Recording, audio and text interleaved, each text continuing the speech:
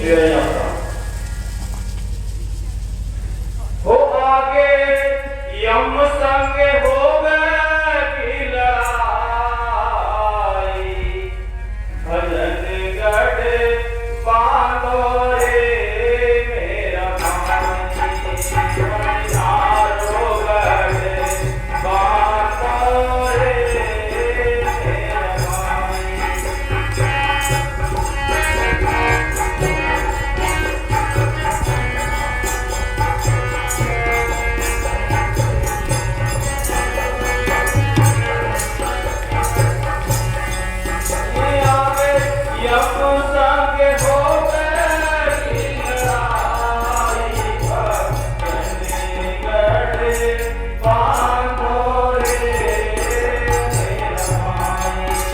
बलिहारो गढ़ बांधो रे मेरा भाई। सब इंसानों के लिए एक जैसा है। संतों में जो उपदेश होता है वो सबके लिए एक जैसा होता है, चाहे हिंदू हो, चाहे मुसलमान हो, चाहे सिख हो, चाहे ईसाई हो, चाहे गरीब हो, चाहे अमीर हो, वो सबके लिए साझा उपदेश लेकर आते हैं। वो किसी एक दायरे के लिए नहीं आते, किसी एक देश के लिए नहीं आते, किसी विशेष गांव के लिए नहीं आते, वो सबका साझा उपदेश लेकर हम सब के बीच में रहते हैं और सबको ये दौलत भी बांटते हैं। संत क्या कहते हैं कि सीत मीते दे तुम ग्राह कोई ना आए। कवि साहब ने लिखा कि मैं इस राम नाम की दौलत को सीत मीत में लुटाता हूँ, फ्री लुटाता हूँ, लेकिन कोई इसको लेने को तैयार नहीं। कोई किस्मत वाले होते हैं, भाग्यशाली होते हैं, वो इस चीज को हासिल करते हैं, बाकी सारी दुनिया ठोकर माफी जाती है। हाँ जी, हजबुल आलमीन अर्थात मेरा उपदेश सारे संसार के लोगों के लिए है। सारे संसार के लोगों के लिए है, एक किसी दायरे के लिए नहीं। हाँ जी, रब किसी एक कौम या धर्म की विरासत नहीं। रब वो मालिक राम किसी एक दायरे की या एक किसी संप्रदाय की दौलत नहीं है, वो सबकी दौलत है। सारी दुनिया का एक ही तो मालिक है जिसको राम कहते हैं। राम रमेता सो रामा, जो घर घर में रमा है, जो सबके लिए जिंदगी और ताकत देता है, वो राम अंदर बैठा है, बाहर नहीं है। घट में सुजतनी लाना कैसी जिंद, तुलसी या संसार को भयो मोतिया दिन। हाँ जी, गुरु रामदास जी फरमाते हैं कि मेरा उपदेश क्या खत्री, क्या ब्राह्मण, क्या वैश्य, क्या शूद्र, सबके लिए साझा है। हमारा नाम को प्रकट करना, वह नाम जो घट में व्यापक है। खत्री ब्राह्मण शूद्र वैश्य उपदेश चहु वर्णा को साझा, गुरुमुख नाम जपे उपदेशो कर्म में घट घट नानक मांगा। संतों का मिशन सच्चे जिज्ञासुओं को जो सत्य की खोज में है सहायता देना है। हाँ, जो सच्चे जिज्ञासु होते हैं, मालिक सबके अंदर बैठा है, वो एक घट सूना नहीं है, लेकिन जिसके अंदर वो प्रकट होता है वो भाग्यशाली शरीर होता है, एक भाग्यशाली होती है। हाँ जी, शब्द सब लोगों के अंदर मौजूद है, सबके अंदर मौजूद है। हाँ जी, उनका उद्देश्य किसी धर्म के प्रचार या निजी अथवा परोपकारी धंधों के लिए धन एकत्र करना नहीं होता। वो निजी संप्रदाय के लिए नहीं होता। हाँ जी, उनको उपकार क्या अमीर, क्या गरीब, क्या हिंदू, क्या मुसलमान, क्या सिख, क्या ईसाई, क्या कर्मी धर्मी, क्या पापी, सबके लिए बराबर है। सबके लिए बराबर होता है। उनके यहाँ पापी से पापी भी जाते हैं, सब किसी पे कोई किसी प्रकार की यानी दीवार नहीं लगा के रखते हैं, वो सबके लिए ही नाम की दौलत बांटते हैं। उनके यहाँ कोई ये फर्क नहीं होता। सब कहते हैं जैसे धोबी के पास जितने भी कपड़े जाते हैं सारे ही गंदे जाते हैं, धोबी कभी गंदगी की ओर ध्यान नहीं देता, उसका मतलब उसको कूटा काटी करके साफ करके प्रेस करके रखना है। हाँ जी, उनकी दृष्टि केवल आत्मा और आत्मा की तरफ जाती है। वे राजनीतिक या सामाजिक संस्थान कायम नहीं करते। हाँ जी, ना कोई नया धर्म या संप्रदाय बनाते हैं। हाँ, और न पुराने संप्रदायों से संबंधित उपदेश देते हैं, ना कोई धार्मिक रीति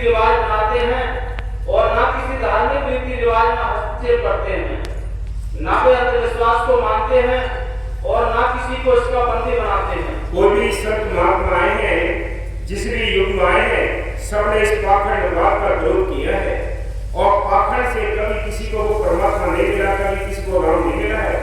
हर एक युग में मालिक मिला है तो नाम जपने से मिला है, संतों के मिलने से मिला है, और कोई रास्ता नहीं।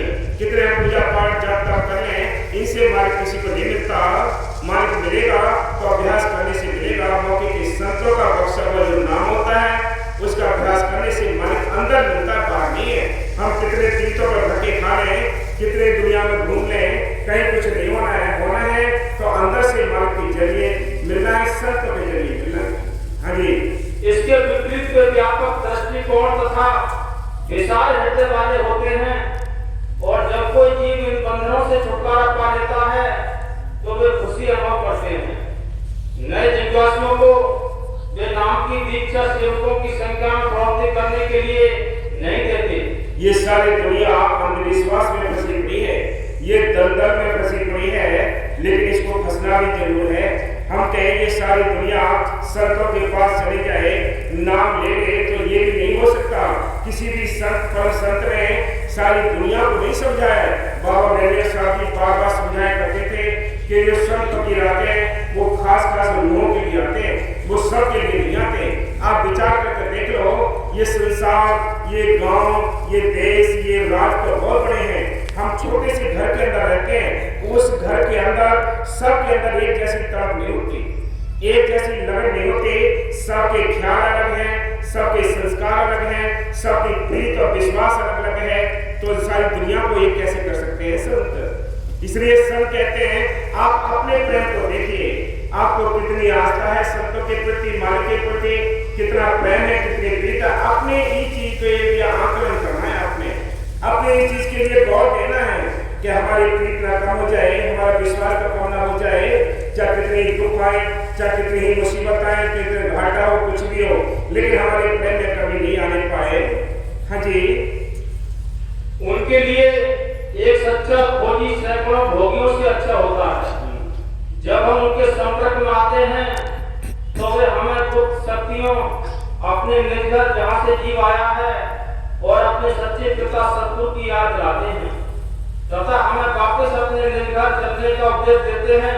ये आत्माई तो सतपुरुष के पास से है, सतपुरुष इसको बुला रहा है, उसने ही तो लोगों को इस देश में फंसाया है, फिर आप ही निकालने का बंदोबस्त करता है, वो संतों को भेजता है। संत आकर यहाँ कहते हैं चल हंसा सतलोक हमारे।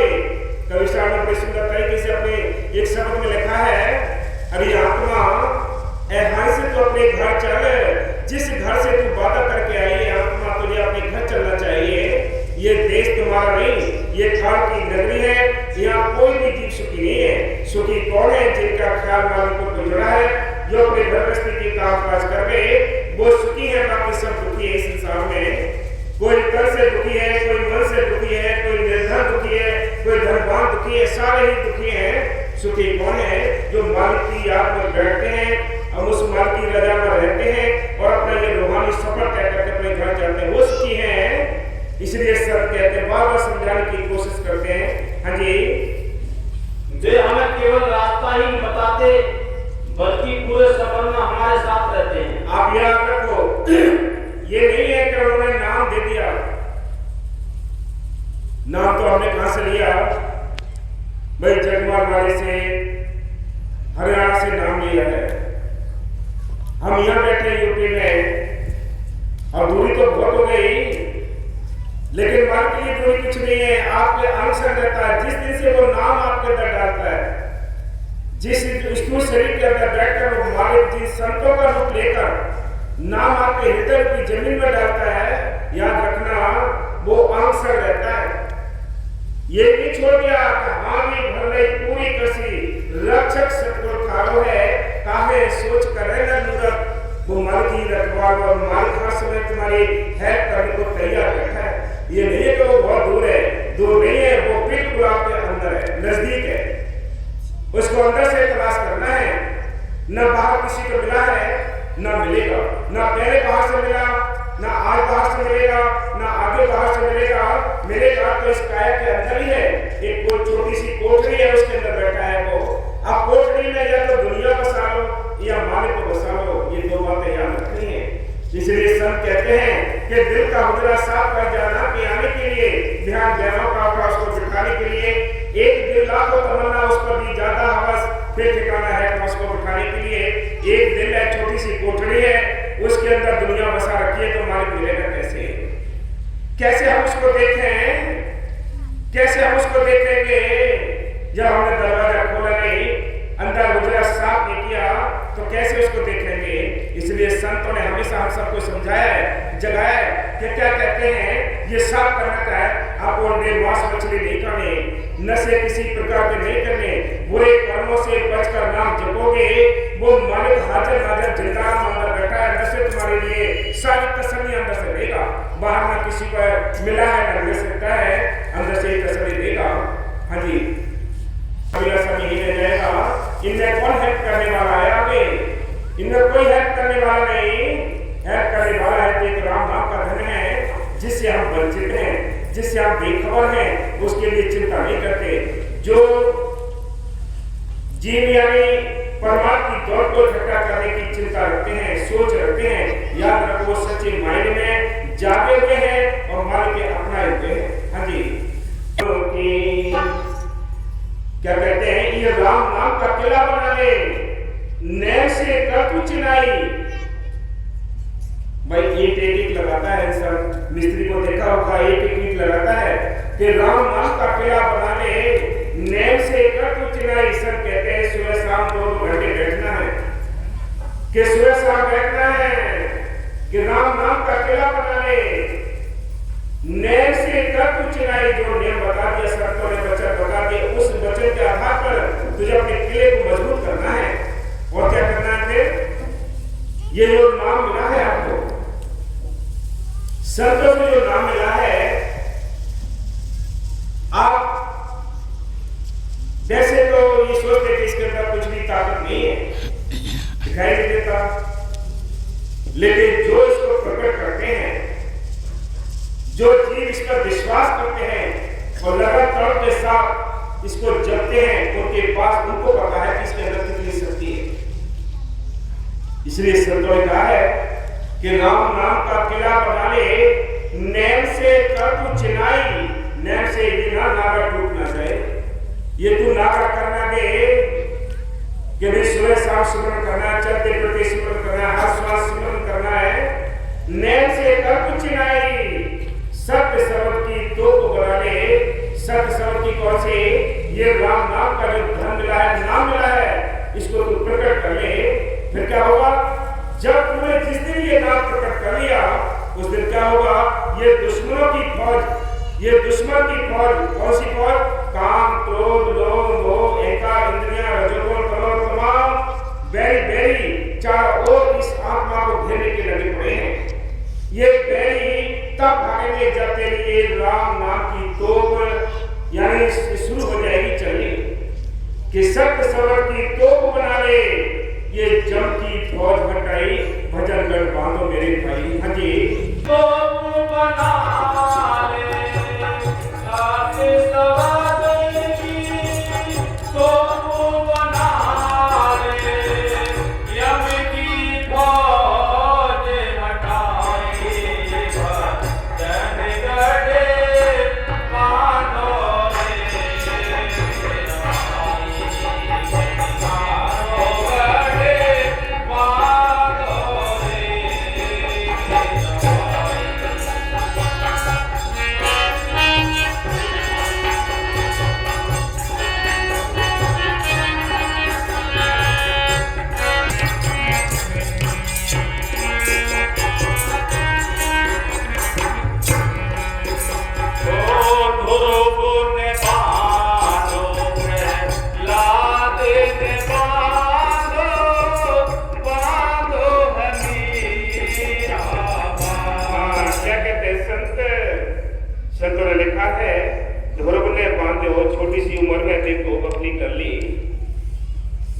विश्वास हो गया मन से।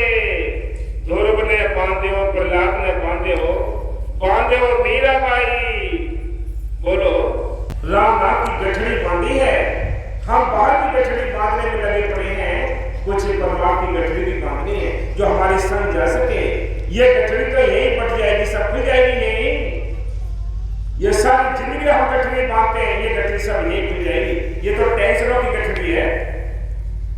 बेटी बेटाओं से दुखी हो जाएगा, कोठी बहनों से दुखी हो जाएगा, बैंक वाले से दुखी हो जाएगा, या फिर टाइम काम नहीं आएंगे।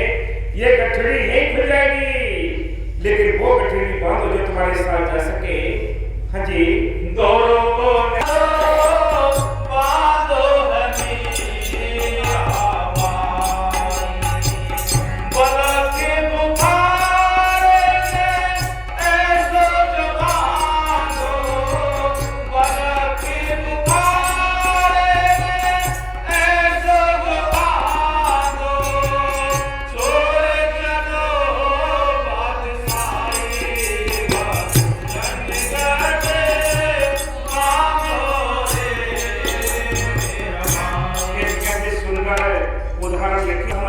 विश्वास कर ले, मान जाए, संत कोई कसर नहीं छोड़ी हमें समझाने की, लेकिन हमारा ये बीज मन है ये समझता नहीं। कहते हैं बलक पुकारे का भाषा इब्राहिम, कैसे बांधा उसने, कैसे वो जागा। संतों ने लिखा है कि इब्राहिम की जो सेज 1.25 मन फूलों से बनती थी। रोज फूल चुनकर आते, माली फूल चुनकर आता और 1.25 मन फूलों से सेज बनाता, उस पर सोता था। ये समय क्रम ये चलता गया, समय गुजरता गया। एक दिन माने कहीं किसी काम से अपने बाहर कहीं रिश्तेदार में और कहीं गया, उसने अपनी जो घरवाली की मालिक थी उसको समझाया कि अभी मैं बाहर जा रहा हूं और ये जो काम है ये तुमने निभाना है। और सारी प्रक्रिया बता दी उसने कि इस तरह फूल चुन के लाना है, ऐसे सेज बनानी है, इतने टाइम सेज बनानी है। माली के बताए अनुसार माली ने फूल चुनकर और राजा की सेज बना दी।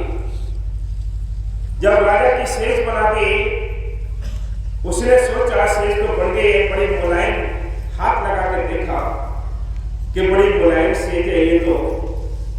जब हाथ लगा कर देखा तो बड़ी मुलायम और ठंडक थी। उसने सोचा कि राजा तो अभी बहुत टाइम बाद आएंगे, चलो मैं थोड़ा बैठ के देख लेती हूँ। मालिक उस सेज पर, फूलों की सेज पर बैठ गई। थोड़ी बहुत देर 10-15 मिनट, आधा घंटा, 1 घंटा बैठी। उसने सोचा आपका टाइम तो बहुत है, अभी थोड़ी लेट के देख लेती हूँ। जैसे ही वो लेटे, फूलों की जो सुगंध थी, खुशबू थी, बड़े शीतलता और खुशबू के कारण उसको तुरंत नींद आ गई। इब्राहिम, उस राजा का आने का टाइम हो गया। जैसे ही राजा आया, उसने दूर से देखा कि मालिक सेज पर सोई पड़ी है। ये तो इसकी बहुत बड़ी गलती है।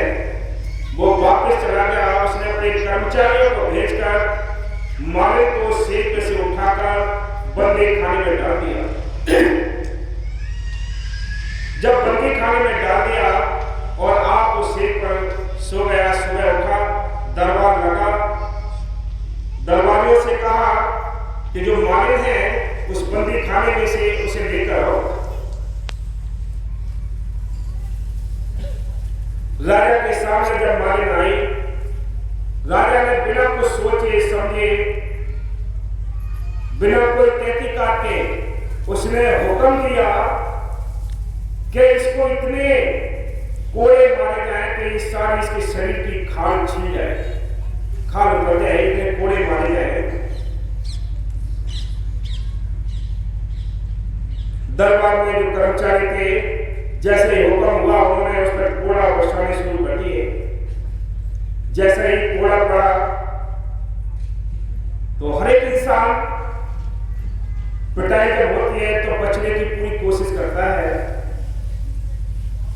इधर उधर यानी उछल कूद करता है बचने के लिए।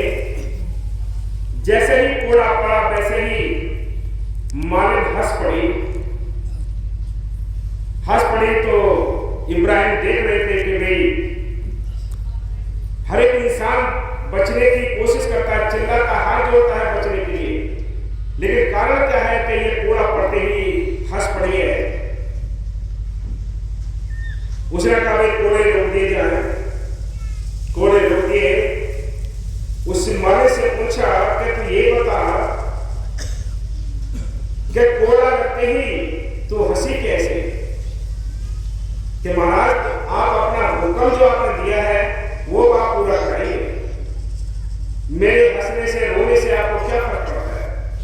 कि नहीं, अब ये सजा तब होगी जब तू इसका रहस्य बताएगी कि कोड़ा लगते ही तू क्यों हंसी। काफी बहस हुई और राजा ने भी कह दिया इब्राहिम ने कि हम कोई भी सजा नहीं देंगे, तो लेकिन सच बता दे ये है क्या बात, हंसने की क्या बात थी? तो मालिक बोली कि महाराज मेरे को माफी देना, मैं आपको बताती हूं कि ठीक है बता, कोई नहीं आपको सजा नहीं मिलेगी, माफी मिलेगी। कि महाराज ये बताइए मेरा कसूर क्या है? कि तेरा ये कसूर है कि तू सेब पे सोई। तो मैं यही तो बताने जा रही हूं आपको, मैं केवल इस फूलों की सेब पर आधा घंटे, 1 घंटे या जितना भी टाइम मैं सो गई थी और नींद आ गई मुझे, केवल मेरा इतना ही तो कसूर है। इतने कसूर के लिए मुझे कोड़े मारे जा रहे, मेरी चमड़ी उतारी जा रही है। और जो इस सेब पर हमेशा सोता आया हो, फिर उसका क्या हाल होगा? मैं तो केवल 1 घंटे इस सेब पर सोई, फूलों की सेब पर, तो मेरी खाल उतारी जा रही है। और जो हमेशा इस सेब पर सोता रहा हो, उसका क्या हाल होगा? इसलिए सोच के मैं यानी विचार किया और सोचे तब ये मेरे को हंसी आ गई। तुरंत एकदम बैराग हो गया इब्राहिम को। दूसरे ही दिन कर्मचारियों से ऐलान कर दिया कि बताओ मेरी इसमें कौन ऐसा संत है जो मुझको उपदेश करे, मेरे को नाम दे। बोलो, देख लो, एक झटके में ही उसको ज्ञान करा दिया। सारी चीज हमारे अंदर छिपी हुई है, लेकिन करंट की जरूरत है। जब समय आएगा करंट मिल जाएगी और संतों के जरिए भी करंट मिली है, तो उन्हें कोई चोट लगेगी और आप मन को चलने शुरू हो जाएंगे। तो इसलिए संत कहते हैं कि ध्रुव में बांधो, प्रहलाद में बांधो, बांधो मीरा भाई, बलक पुकारे ऐसो बांधे हो।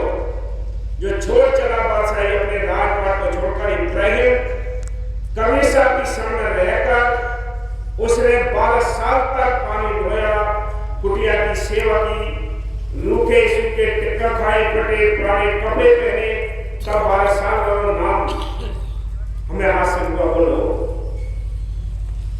इसलिए संत कहते हैं 12 साल के बाद भक्ति करने का सिलसिला शुरू हुआ इब्राहिम का। हाँ जी,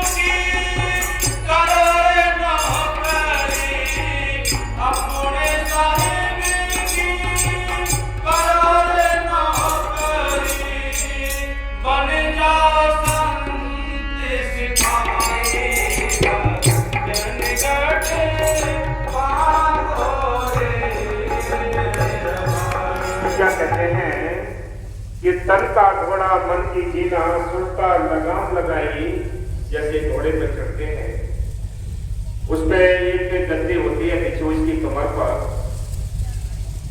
उस पे सवार बैठता है, लगाम हाथ में होती है। इसी प्रकार संतों ने कवि साहब ने बड़ी सुंदर तरीके से उदाहरण देकर लिखा है, समझाया है कि तुम्हें भी क्या करना है। अगर ये रूहानी सफर करना है तो क्या करना है, इस तन को घोड़ा बनाना है।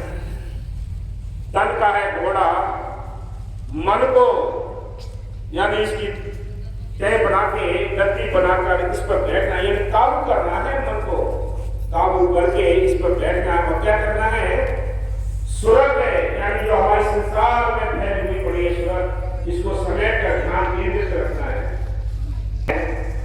कि तने का है घोड़ा मने की है जीना, सुरता लगाने लगा। कहते हैं कि तन का घोड़ा बनाना है, मन की जीन बनानी है और सुरत का यानी लगाम ध्यान एक केंद्रित रखना है। और क्या करना है, अपनी साहिबी तारे अपनी साहिबी तारे बन जाओ संते से पारी चलते गाने बांधोरे